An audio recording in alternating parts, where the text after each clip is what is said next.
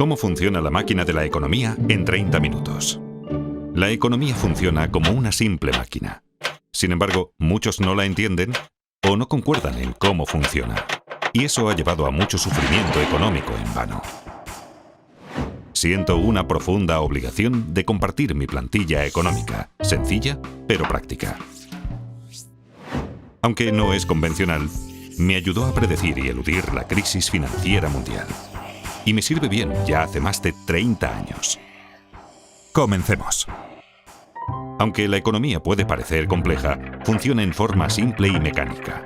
Consta de unas pocas piezas simples y muchas transacciones simples que se repiten una y otra vez innumerables veces. Estas transacciones son impulsadas más que nada por la naturaleza humana y crean tres fuerzas principales que mueven la economía. 1. Incremento de la productividad. 2. El ciclo de deudas a corto plazo. 3. El ciclo de deudas a largo plazo. Veremos estas tres fuerzas y cómo al superponerlas una a la otra, creamos una buena plantilla para seguir los movimientos económicos y comprender qué está ocurriendo. Comencemos por la parte más simple de la economía. Transacciones. Una economía es simplemente la suma de las transacciones que la componen. Y una transacción es algo muy sencillo. Todo el tiempo hacemos transacciones. Cada vez que compramos algo, creamos una transacción. Cada transacción consiste en un comprador que canjea dinero o crédito a un vendedor por mercancías, servicios o activos financieros. El crédito se gasta como el dinero. De modo que sumando el dinero gastado al crédito gastado, sabemos el gasto total. El gasto total impulsa la economía. Si dividimos la suma gastada por la cantidad vendida, obtenemos el precio. Y eso es todo. Esto es una transacción. Es el pilar de la máquina de la economía. Los ciclos y fuerzas de una economía son impulsados por transacciones. Así que si entendemos las transacciones, entendemos toda la economía. Un mercado consta de todos los compradores y todos los vendedores que realizan transacciones con lo mismo. Por ejemplo, hay un mercado del trigo, un mercado de coches, un mercado de valores y mercados para millones de cosas. Una economía consta de todas las transacciones en todos sus mercados. Si sumamos el total de gastos y la cantidad total vendida en todos los mercados, tenemos todo lo que necesitamos saber para entender la economía. Es así de simple. Las personas, empresas, bancos y gobiernos, todos participan en transacciones como describí anteriormente. Canjean dinero y crédito por mercancías, servicios y activos financieros. El mayor comprador y vendedor es el gobierno, compuesto por dos partes importantes. Un gobierno central que recauda impuestos y gasta dinero, y un banco central, que es diferente de otros compradores y vendedores porque controla la cantidad de dinero y de crédito en la economía. Lo hace influyendo en las tasas de interés e imprimiendo dinero nuevo. Por estas razones, como veremos, el Banco Central es un actor importante en el flujo del crédito. Ahora pongamos atención en el crédito. El crédito es la parte más importante de la economía y probablemente la menos comprendida. Es la parte más importante porque es la mayor y la más volátil. Así como compradores y vendedores van al mercado a hacer transacciones, también los prestadores y los prestatarios. Los prestadores suelen querer convertir su dinero en más dinero. Y los prestatarios suelen querer comprar algo que no pueden pagar, como una casa o un coche, o quieren invertir en algo como iniciar una empresa. El crédito puede ayudar tanto a prestadores como a prestatarios a obtener lo que desean. Los prestatarios prometen devolver la suma prestada llamada el capital, más una suma adicional llamada interés. Cuando las tasas de interés son altas, se toman menos préstamos porque son caros. Cuando las tasas de interés son bajas, se toman más préstamos porque son más baratos. Cuando los prestatarios prometen devolver el préstamo y los prestadores les creen, se crea el crédito. Dos personas cualesquiera pueden acordar el crear crédito de la nada. Esto parece bastante sencillo, pero el crédito es escurridizo porque tiene nombres diferentes. Una vez generado el crédito, se convierte de inmediato en deuda. La deuda es un activo para el prestador y un pasivo para el prestatario. En el futuro, cuando el prestatario devuelva el préstamo con intereses, activo y pasivo desaparecerán y la transacción queda saldada. Entonces, ¿por qué es el crédito tan importante? Porque cuando un prestatario obtiene crédito, puede aumentar sus gastos. Y hay que recordar, el gasto impulsa la economía. Eso es porque el gasto de una persona es el ingreso de otra persona. Pensemos que cada dólar que gastamos, alguien lo gana. Y cada dólar que ganamos fue gastado por alguien. Así que cuando gastamos más, alguien gana más. Cuando los ingresos de alguien aumentan, los prestadores están más dispuestos a prestarle dinero porque ahora es más digno de crédito. Un prestatario digno de crédito tiene dos cosas: la capacidad de devolver el préstamo y un aval. Tener ingresos altos comparados con la deuda le permite devolver dinero. En caso de no poder hacerlo, tiene activos valiosos como aval que pueden venderse. Esto hace que los prestadores se sientan cómodos al prestarle dinero. Así, mayores ingresos permiten tomar más préstamos, que a su vez permiten mayores gastos. Y como los gastos de una persona son los ingresos de otra, esto lleva a más préstamos y así sucesivamente. Esta conducta se realimenta y conduce al crecimiento económico. Y por eso tenemos ciclos. En una transacción hay que dar algo para obtener algo. Y cuánto obtenemos depende de cuánto producimos. Con el tiempo aprendemos y esos conocimientos acumulados elevan los niveles de vida. A esto lo llamamos crecimiento de la productividad. Quienes son creativos y trabajan duro aumentan su productividad y sus niveles de vida con mayor rapidez que aquellos complacientes y perezosos. Aunque no necesariamente a corto plazo. La productividad cuenta más a largo plazo. El crédito a corto plazo. Esto es porque el crecimiento de la productividad no fluctúa mucho, así que no es un propulsor importante de los vaivenes económicos. La deuda sí lo es, porque al adquirirla nos permite consumir más de lo que producimos, y nos obliga a consumir menos de lo que producimos cuando la reintegramos. Los vaivenes de la deuda siguen dos grandes ciclos. Uno de entre 5 a 8 años, y el otro de entre 75 a 100 años aproximadamente.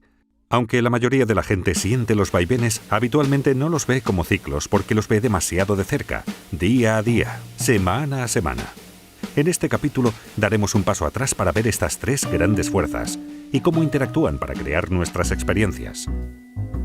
Vimos que los vaivenes alrededor de la línea no surgen de cuánta innovación o trabajo arduo hay, sino sobre todo de cuánto crédito hay. Imaginemos por un momento una economía sin crédito. En esta economía solo puedo aumentar mis gastos si aumento mis ingresos, lo cual me exige ser más productivo y trabajar más. Una productividad mayor es el único camino hacia el crecimiento. Como mis gastos son los ingresos de otra persona, la economía crece cada vez que yo u otro cualquiera es más productivo. Si seguimos las transacciones y las mostramos, vemos una progresión como la línea de crecimiento de la productividad. Pero como tomamos préstamos, tenemos ciclos. Esto no surge de ninguna ley o reglamento, sino de la naturaleza humana y de cómo funciona el crédito. Pensemos en tomar préstamos como estirar los gastos hacia adelante. Para comprar algo que no podemos permitirnos, hay que gastar más de lo que se gana. Para ello, debemos tomar prestado de nuestro propio futuro. Así creamos un tiempo en el futuro en el que deberemos gastar menos de lo que ganamos para poder devolverlo. Muy rápidamente se asemeja a un ciclo. En esencia, cada préstamo que tomamos crea un ciclo. Esto es tan cierto para un individuo como para la economía. Por eso es tan importante entender el crédito, porque pone en marcha una serie de acontecimientos futuros, mecánicos y predecibles. Esto diferencia al crédito del dinero. El dinero es aquello con que saldamos transacciones. Cuando compramos una cerveza con efectivo, la transacción queda saldada de inmediato. En cambio, si la compramos con crédito, es como abrir una cuenta en el bar. Prometemos pagar en el futuro. Y junto al barman, creamos un activo y un pasivo. Acabamos de crear crédito de la nada. Solo más tarde, al pagar la cuenta del bar, desaparecen el activo y el pasivo. La deuda se esfuma y la transacción está saldada. En realidad, lo que la mayoría llama dinero es de hecho crédito. El total de crédito en Estados Unidos es de unos 50 millones de dólares, y el total del dinero circulante es de apenas unos 3 millones de millones. Recordemos, en una economía sin crédito, la única forma de gastar más es producir más. Pero en una economía con crédito, también podemos gastar más pidiendo préstamos. Como resultado, en una economía con crédito el gasto es mayor, permitiendo a los ingresos subir más rápido que la productividad a corto plazo, pero no a largo plazo. Ahora bien, no me malinterpreten. El crédito no es necesariamente algo malo que solo causa ciclos. Es malo cuando financia un exceso de consumo que no puede reembolsarse. Sin embargo, es bueno cuando asigna recursos con eficacia y produce ingresos que nos permiten devolver la deuda. Por ejemplo, si tomamos un préstamo para comprar una televisión grande, el aparato no genera ingresos para que devolvamos lo prestado. Pero si tomamos un préstamo para comprar un tractor, y así poder cosechar mayores cultivos y ganar más dinero, podremos devolver lo prestado y mejorar nuestro nivel de vida. En una economía con crédito, podemos seguir las transacciones y ver cómo el crédito genera crecimiento. Veamos un ejemplo. Imaginemos que ganamos $100.000 anuales y no tenemos deuda alguna. Entonces, si nos prestan $10.000, supongamos que en una tarjeta de crédito podríamos gastar $110.000, aunque en realidad solo ganamos $100.000. Como mis gastos son los ingresos de otro, alguien está ganando $110.000. La persona que está ganando $110.000 sin tener deuda alguna puede tomar prestados $11.000 y así gastar $121.000, aunque en realidad solo ganó $110.000. Sus gastos son los ingresos de otro, y siguiendo las transacciones podemos comenzar a ver cómo este proceso sigue una pauta que se refuerza a sí misma. Pero recordemos, tomar préstamos crea ciclos, y si el ciclo sube, en algún momento deberá bajar. Esto nos lleva al ciclo de deuda a corto plazo. Cuando aumenta la actividad económica vemos una expansión, la primera fase del ciclo de deudas a corto plazo. El gasto sigue creciendo y los precios comienzan a subir. Esto ocurre porque el mayor gasto es alimentado por el crédito, que puede crearse instantáneamente de la nada. Cuando el gasto y el ingreso aumenta más rápido que la producción de bienes, los precios suben. La subida de precios se llama inflación. El Banco Central no desea demasiada inflación porque causa problemas. Al ver que los precios suben, el banco sube las tasas de interés. Con tasas de interés más altas, menos personas pueden permitirse tomar préstamos y el coste de las deudas existentes sube. Por ejemplo, suben los pagos mensuales de nuestras tarjetas de crédito. Como la gente toma menos prestado y tiene que pagar más por sus deudas, tienen menos dinero disponible para gastar y el gasto se ralentiza. Y como los gastos de una persona son los ingresos de otra, los ingresos bajan y así sucesivamente. Cuando la gente gasta menos, los precios bajan. Eso se llama deflación. La actividad económica disminuye y tenemos una recesión. Si la recesión se torna demasiado grave y la inflación ya no es un problema, el Banco Central bajará las tasas de interés para que todo vuelva a remontar. Con tasas de interés bajas, los reintegros de las deudas se reducen, se toma más prestado y se gasta más, y vemos otra expansión. Como vemos, la economía funciona como una máquina. En el ciclo de deuda a corto plazo, el gasto se restringe solo por la voluntad de prestadores y prestatarios de dar y recibir crédito. Cuando el crédito se obtiene con facilidad, hay expansión económica. Cuando no se obtiene fácilmente, hay una recesión. Y atención, este ciclo es controlado en primer lugar por el Banco Central. El ciclo de deuda de corto plazo suele durar de 5 a 8 años y se repite una y otra vez durante décadas. Pero notarán que la parte inferior y la superior de cada ciclo terminan con mayor crecimiento que el ciclo anterior y con más deuda. ¿Por qué? Porque la gente lo empuja. Se inclina más a tomar préstamos y gastar que a pagar deudas. Es la naturaleza humana. Por eso mismo, a la larga, las deudas crecen más rápido que los ingresos, creando el ciclo de deudas a largo plazo. Aunque la gente está más endeudada, los prestadores dan crédito con mayor facilidad. ¿Por qué? Porque todos consideran que las cosas van muy bien. La gente piensa solo en los acontecimientos recientes. ¿Y qué fue lo que ocurrió recientemente? Los ingresos subieron. Los valores de los activos suben. El mercado bursátil ruge. Es un boom. Conviene comprar mercancías, servicios y activos financieros con dinero prestado. Cuando la gente hace mucho de eso, le llamamos una burbuja. De modo que aunque las deudas hayan ido creciendo, los ingresos han crecido casi tan rápido como para compensarlas. A la relación entre deuda e ingresos la llamaré carga de la deuda. Mientras los ingresos sigan subiendo, la carga de la deuda se mantiene manejable. Simultáneamente, los valores de los activos suben vertiginosos. La gente toma préstamos gigantescos para comprar activos para inversión y hace que su precio suba aún más. La gente se siente rica. De modo que hasta con muchísima deuda acumulada, los ingresos y los activos en alza ayudan a los prestatarios a mantenerse dignos de crédito por mucho tiempo. Obviamente es algo que no puede continuar para siempre. Y no ocurre. Con las décadas, la carga de la deuda aumenta lentamente y crea reembolsos crecientes. Cuando estos reembolsos comienzan a crecer más rápido que los ingresos, obligan a la gente a recortar sus gastos. Y como los gastos de una persona son los ingresos de otra, los ingresos comienzan a bajar, lo que convierte a la gente en menos digna de crédito y reduce los préstamos tomados. Los pagos para saldar deudas continúan subiendo, haciendo que los gastos caigan más aún y el ciclo se invierta. Este es el cenit de la deuda a largo plazo. Las cargas de la deuda se han vuelto demasiado grandes. En Estados Unidos, Europa y buena parte del mundo, esto ocurrió en 2008. Ocurrió por la misma razón que en Japón en 1989 y en Estados Unidos en 1929. La economía comienza ahora a desapalancarse. En esta fase, la gente reduce el gasto, el ingreso baja, el crédito desaparece, los activos caen, los bancos sufren, las bolsas se desmoronan, las tensiones sociales aumentan y todo comienza a realimentarse en el sentido opuesto. A medida que caen los ingresos y suben los pagos por deudas, los prestatarios quedan restringidos. Ya sin derecho a crédito, sus créditos se agotan y ya no pueden tomar suficiente dinero prestado para saldar sus deudas. Desesperados, los prestatarios se ven obligados a vender activos.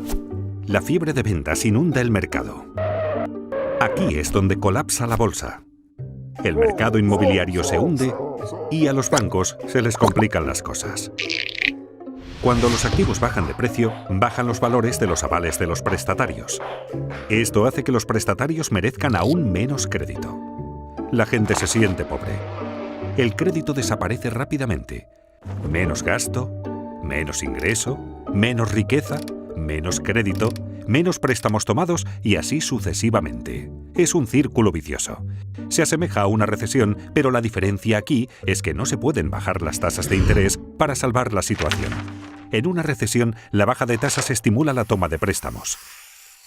Pero en un desapalancamiento, bajar las tasas no sirve, pues las tasas de interés ya están bajas y llegan pronto al 0%. Así que se acaba el estímulo. Las tasas de interés en Estados Unidos llegaron al 0% durante el desapalancamiento de la década de 1930 y nuevamente en 2008.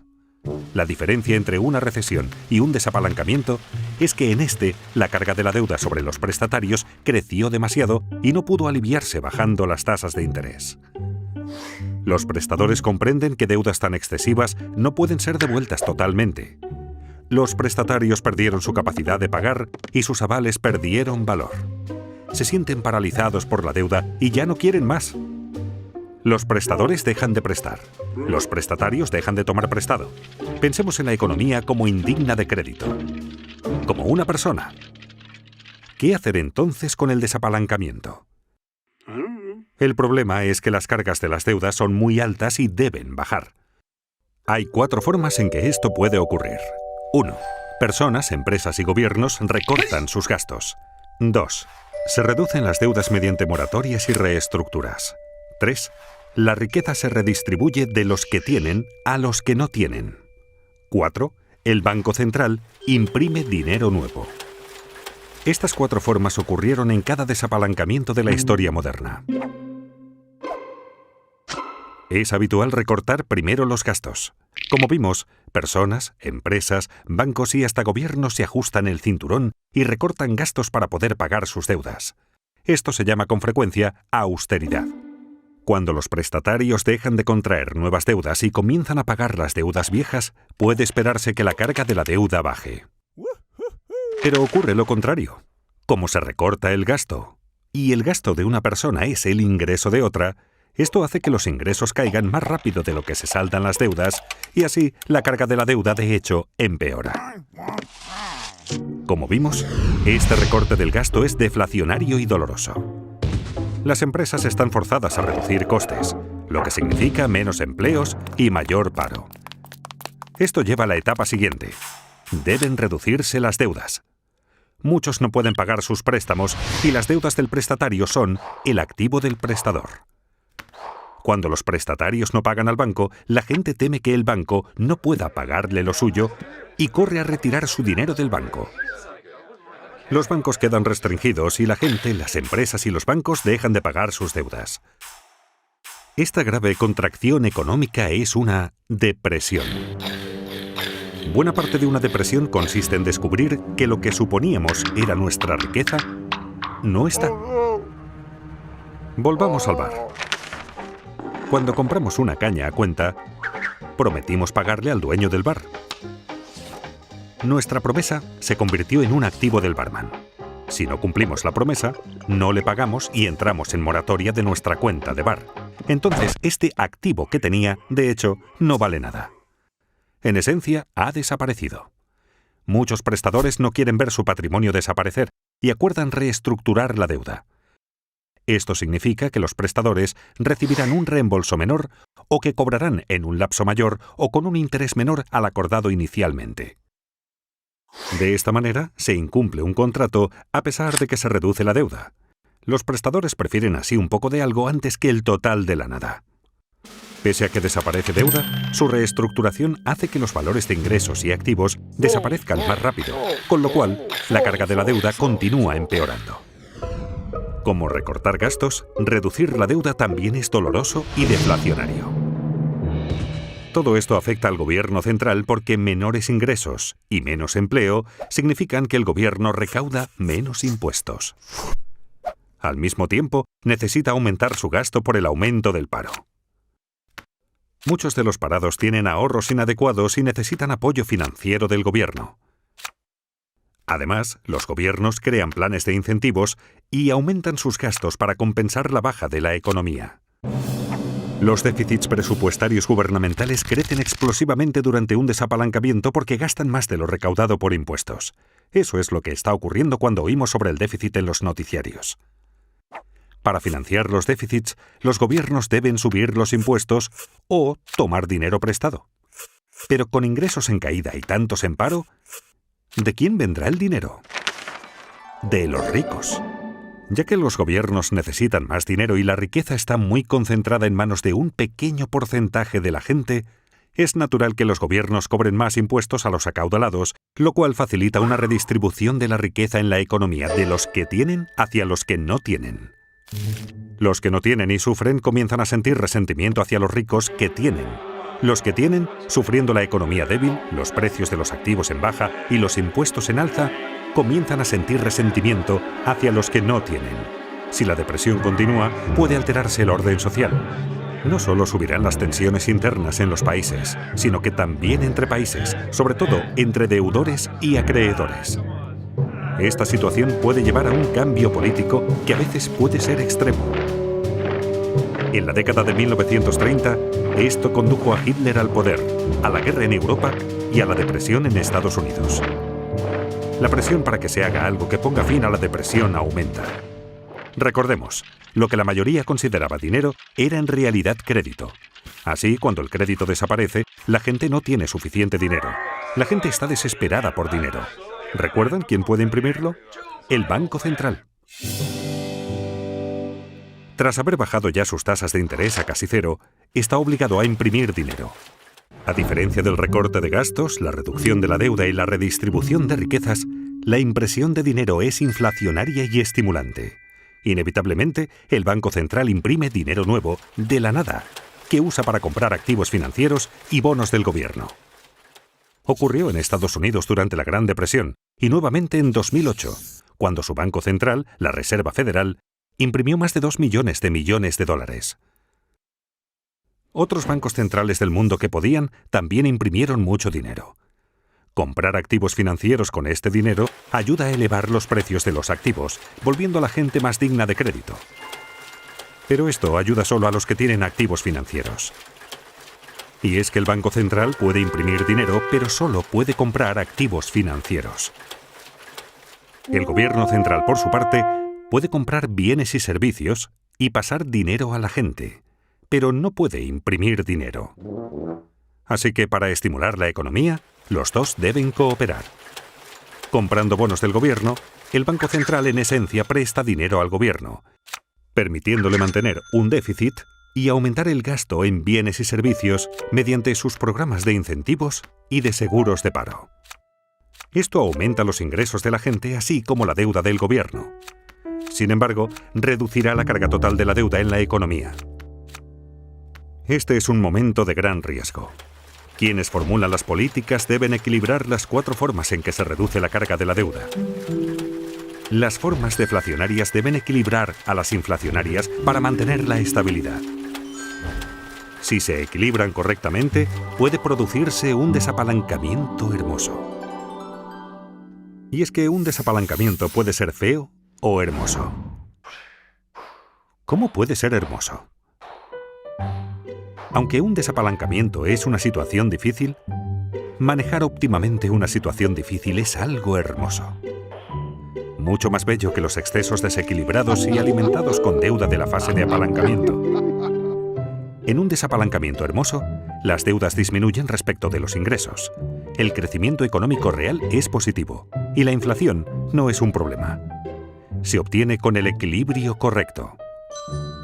El equilibrio correcto exige cierta mezcla de recorte de gastos, reducción de la deuda, transferencia de riquezas e impresión de dinero para mantener la estabilidad económica y social.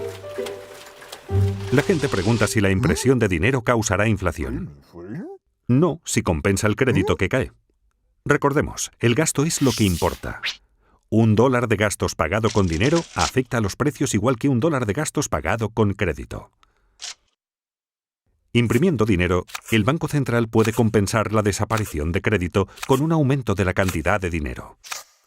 Para cambiar esta situación, el Banco Central necesita no solo fomentar el crecimiento de los ingresos, sino lograr que la tasa de crecimiento del ingreso supere a la tasa de interés sobre la deuda acumulada.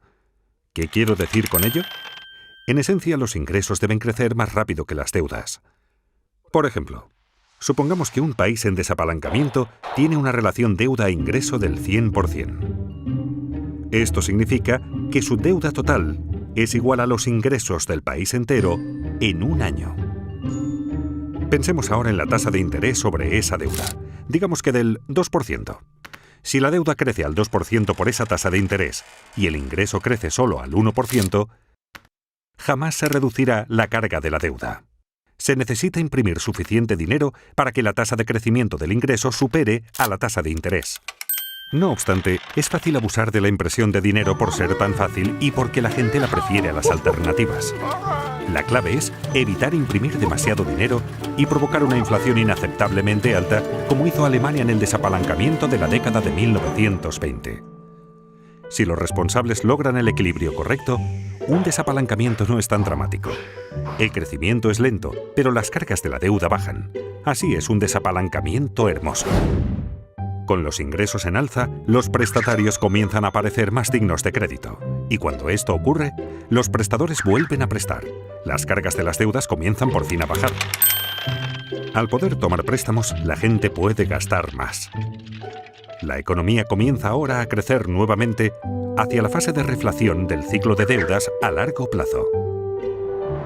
Aunque el desapalancamiento puede ser horrible si se maneja mal, cuando se maneja adecuadamente, solucionará el problema. Lleva unos 10 años o más el que las cargas bajen y la actividad económica retorne a la normalidad. Y de ahí la expresión década perdida. En conclusión, por supuesto, la economía es un poco más compleja de lo que esta plantilla sugiere. Pero superponiendo el ciclo de deuda a corto plazo al de deuda a largo plazo, y a ambos encima de la línea de crecimiento de la productividad, obtenemos un modelo razonable para ver dónde hemos estado, dónde estamos y hacia dónde es probable que vayamos. En resumen, hay 3 reglas prácticas que me gustaría que les quedaran de esta charla. La primera, que la deuda no crezca más rápido que los ingresos, porque las cargas de la deuda terminarán aplastándonos. La segunda, que los ingresos no crezcan más rápido que la productividad, porque eso nos hará no competitivos. Y la tercera, hacer todo lo posible para aumentar la productividad, pues a largo plazo es lo que más importa. Son consejos sencillos para todos, incluidos los responsables de políticas. Sorprendentemente, la mayoría de la gente, y también de los responsables de políticas, no presta atención suficiente a esto. Esta plantilla ha funcionado en mi caso, y espero que funcione en el vuestro. Muchas gracias.